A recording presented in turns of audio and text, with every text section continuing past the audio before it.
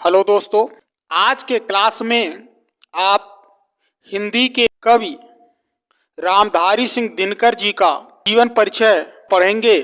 राष्ट्रीय भावनाओं के अमर गायक रामधारी सिंह दिनकर जी का जन्म बिहार प्रांत के मुंगेर जिले के अंतर्गत सिमरिया ग्राम में 30 सितंबर सन 1908 ईस्वी को एक साधारण किसान परिवार में हुआ था।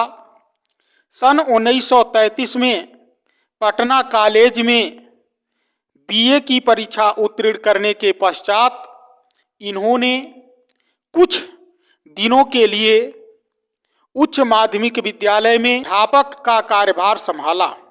इनके बाद सन 1934 ईस्वी में सरकारी नौकरी कर ली और उपनिर्देशक प्रचार विभाग के पद पर स्वतंत्रता प्राप्ति के बाद तक कार्य करते रहे। कुछ समय तक इन्होंने बिहार विश्वविद्यालय के हिंदी विभाग के अध्यक्ष के रूप में भी कार्य किया।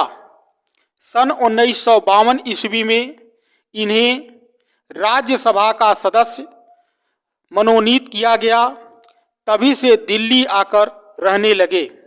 सन 1964 ईस्वी में इन्हें केंद्र सरकार की हिंदी समिति का परामर्शदाता मनोनीत किया गया। 1959 ईस्वी में भारत सरकार ने इन्हें पद्म भूषण से सम्मानित किया तथा सन 1962 ईस्वी में भागलपुर विश्वविद्यालय ने डीलिट की उपाधि प्रदान की। दिनकर जी ने एक लेखक और कवि के रूप में अनेक प्रतिनिधिमंडलों का प्रतिनिधित्व भी किया। सन 1972 ईस्वी में इनके बहुचर्चित काव्य उर्वशी पर ज्ञानपीठ का 1,00,000 रुपया का पुरस्कार प्रदान किया गया। हुंकार काव्य संग्रह प्रकाशित होने पर इनकी गणना राष्ट्र कवियों में की जाने लगी और 24 अप्रैल सन 1974 ईस्वी को दिनकर जी का निधन हो गया। दिनकर जी ने हिंदी के अतिरिक्त संस्कृत, बांग्ला, उर्दू आदि भाषाओं का भी गहन अध्ययन किया।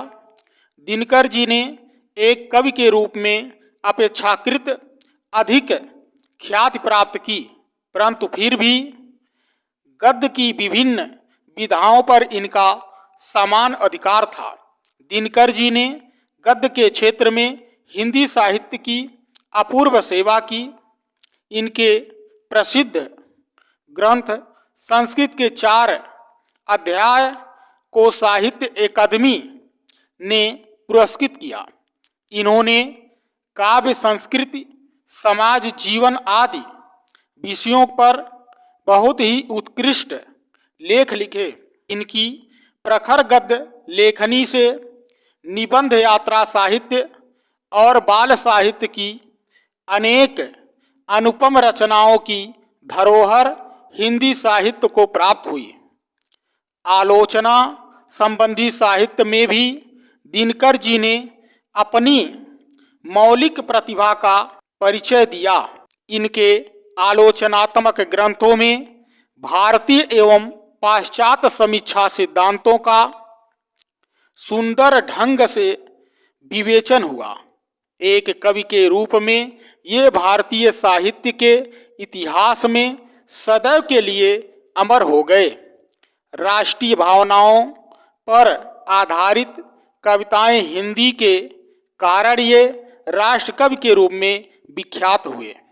दिनकर जी की कृतियां प्रणभंग, रेणुका, रसवंती, द्वंद्व गीत, धूप छाह, हुंकार, बापू, एकायन, इतिहास के आंसू, परशुराम की प्रतिज्ञा, रश्मिरथी, नील कुसुम, नीम के पत्ते, सीपी और शंख, कुरुक्षेत्र तथा उर्वशी इनके निबंध में अर्धनारीश्वर, रेती के फूल, बट पीपल, उजली आग आदि दार्शनिक सांस्कृतिक निबंध में धर्म, भारतीय संस्कृति की एकता, संस्कृत के 4 अध्याय, आलोचना में मिट्टी की ओर, शुद्ध कविता की खोज आदि हैं। दिनकर जी की भाषा शैली।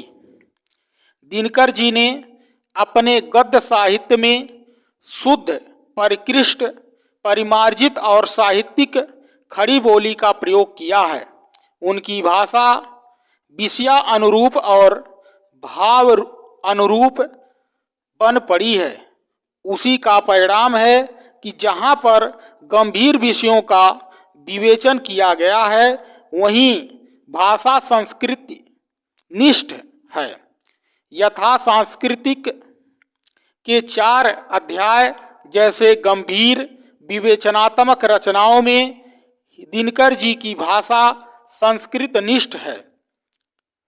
इसके साथ ही सरल विषयों पर विचार प्रकट करते हुए दिनकर जी ने सहज और व्यवहारिक भाषा का प्रयोग किया है।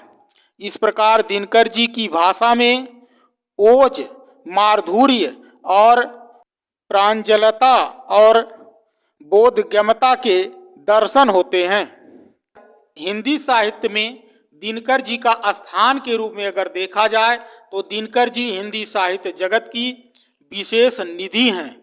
संस्कृति के 4 अध्याय उनकी ऐसी गद्य कृतियां हैं जो हिंदी गद्य साहित्य का मील स्तंभ हैं।